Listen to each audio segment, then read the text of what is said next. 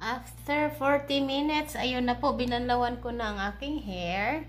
So, ito na po yung result. Hindi siya masyadong light kasi gawa na yung ang buhok ko ay itim na. So, this is now the result of my hair.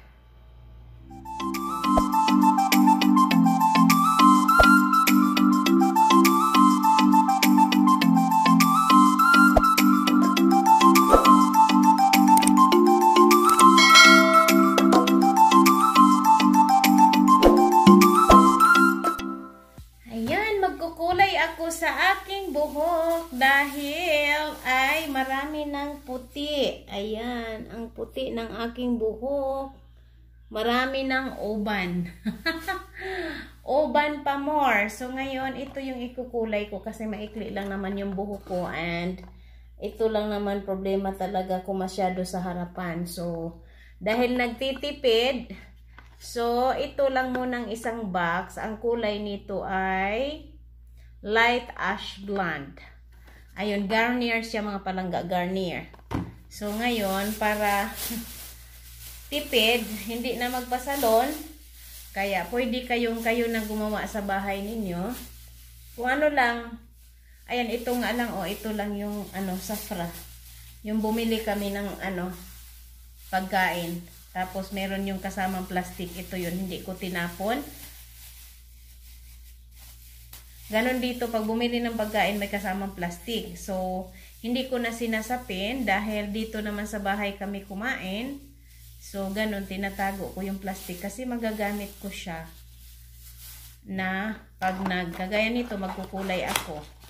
So, ito yung laman ng Garnier. Meron siyang oxygen.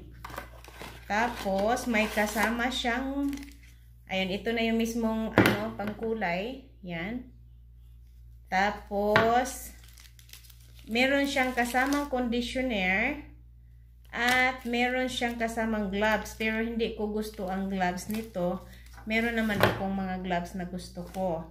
Ayan po. Yan lang po yung laman. Tsaka yung instructions. But, hindi na ako babasa nitong instructions kasi alam ko naman kung paano gamitin. Kasi yun man ang trabaho ko mga palangga. So now, kung meron kayong mga empty na ganito, dati pa to kasi hindi ko tinatapon kasi pag nagkukulay ako, gagamitin ko, lalo pat mag-isa ako. So, ngayon, itong cup niya, may purpose ito. Kasi close yan. Yung dulo nito, yun po yung pambutas sa tube para lumabas yung kulay. Yan. Tapos, ilalagay ko dito lahat. And then, after ilalagay ko din yung oxygen kasi isang timplahan po ito mga palangga. Isang timplahan po ito guys. Ayan. Then, isi-shake ko lang.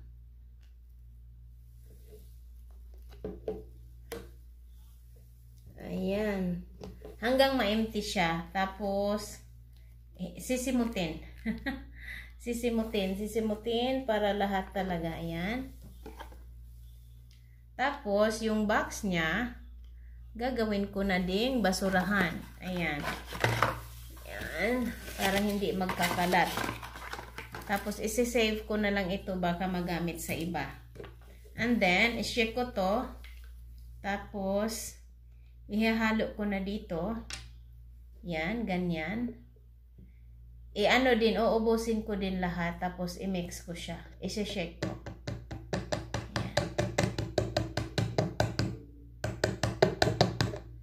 Yan. Kasi isang box, isang timplahan. Pag short yung hair nyo. Pero pag mahaba ang buhok, dalawa, tatlo, ganun. Depende din sa kapal. Ayan. Tapos, tatakpan ko siya. Din, isi-shake ko. So, it's time now to wear my gloves. Ayan, mag-gloves si ate nyo para hindi po madudumihan ang aking kamay. Tapos, iaano ko lang to, spread ko lang sa lahat ng buhok ko. Ayan. Ito po yung hair ko sa hindi ko pa siya nakulayan. Ayan po. Yan, kung nakikita ninyo. Yan po ang itsura ng aking buhok. Hindi pa nakulayan.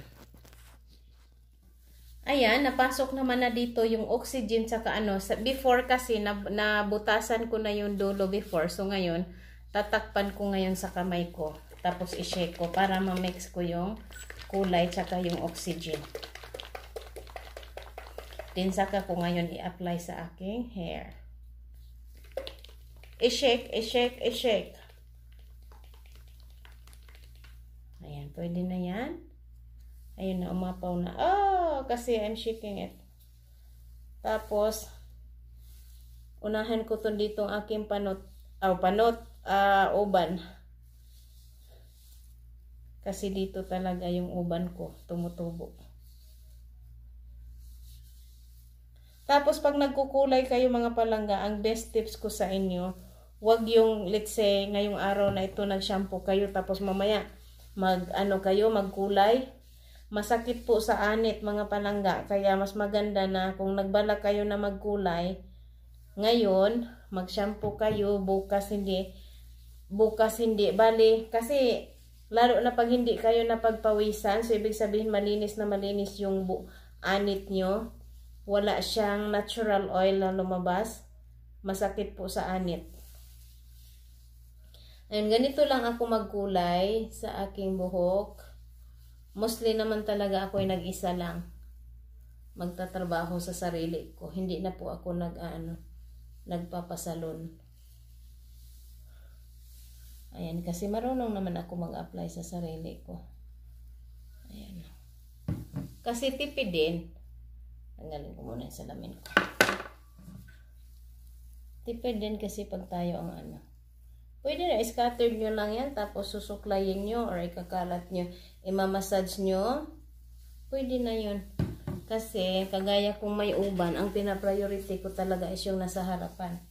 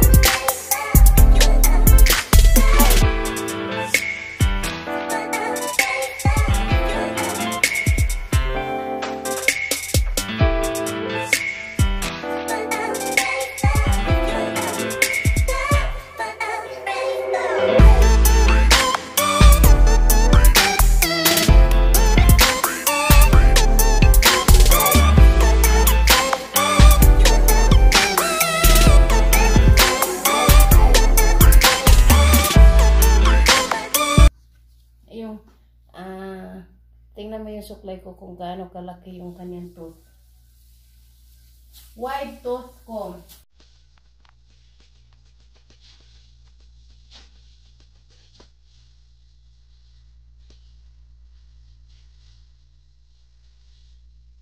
Pero before pa ako nagkulay, kanina, ako pa talaga ako nag-umpisa, sinuklay ko na din ito nito. Ayan, din itong sa dulo. Na hindi pa siya nakulayan, susunod ganun. Para makulayan na.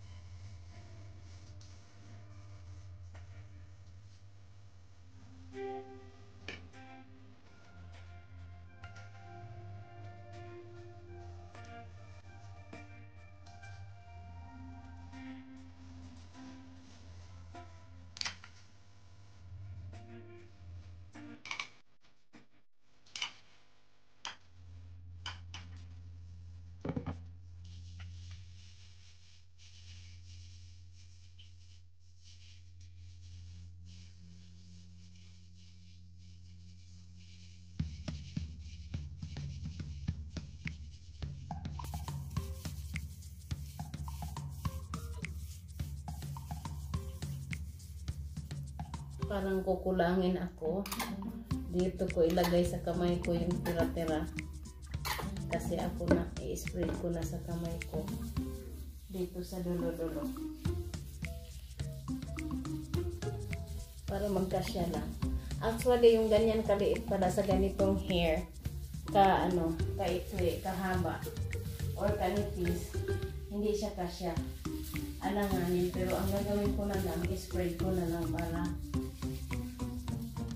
pero hindi talaga siya kulang kung tutusin. Kung yan talagang tamang kulay, kung hindi naman nagtipid, kulang talaga siya. Pero dahil ang nagtitipid ako, ayan, pagkasyahin na lang. Pero kung tutusin, kulang talaga siya.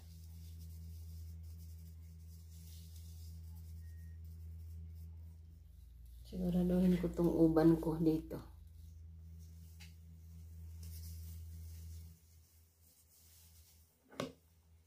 Ang uban.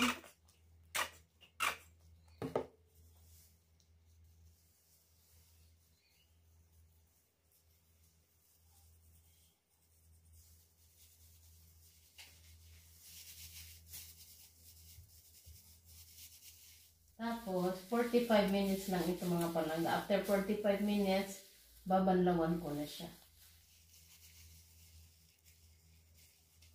Ano ka bang mapitigat? Wala na, ubos na talaga. Ayan. Wala nang laman. Ayan.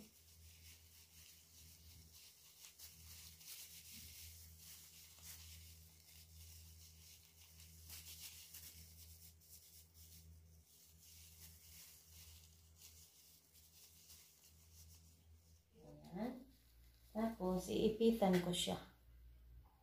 Tapos, after 45 minutes, yun nga, as I said, babanlawan ko na siya. Ganyan lang mga palangga. Then, papakita ko sa inyo kung anong maging resulta nitong aking pag-hair color sa aking uban kung natatakpan. Sinadya ko yung light ash blonde mga palangga kasi may uban ako. Ngayon, kung magkulay ako ng itim, pag lumabas kasi ang uban, masyadong halata kasi itim ang puti. Which is kung ash blonde, so tutubo man yung puti, hindi masyadong mapansin kasi light yung hair, light yung uban. Kaya yun. Yun po ang purpose ko, bakit light ash blonde ang aking kinulay.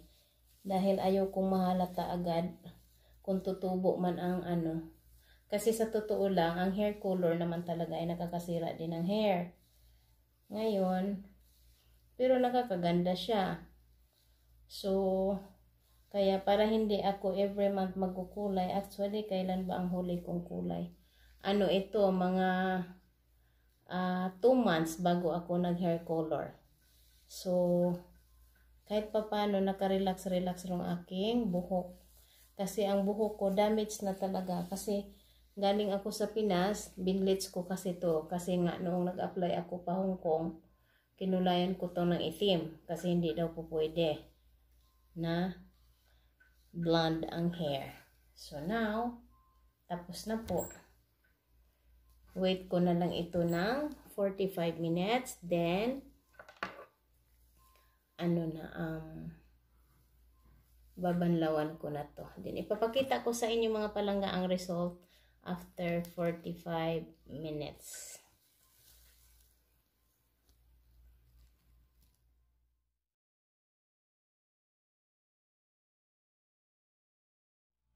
After 40 minutes, ayun na po, binanlawan ko na ang aking hair. So, ito na po yung result. Hindi siya masyadong light kasi gawa na yung ang buhok ko ay itim na.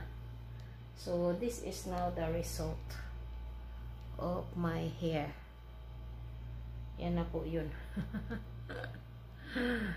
Ang resulta ng aking hair. Ayun na po.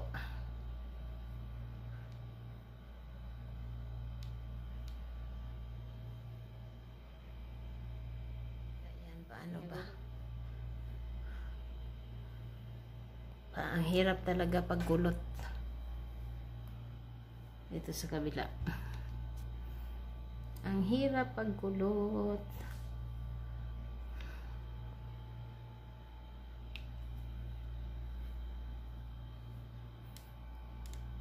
And thank you so much for watching, guys.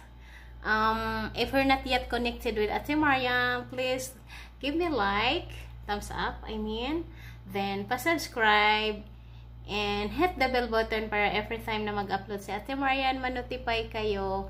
At any suggestion, just comment down below para mababasa ko mga palangga. Bye-bye and God bless us all. Mwah!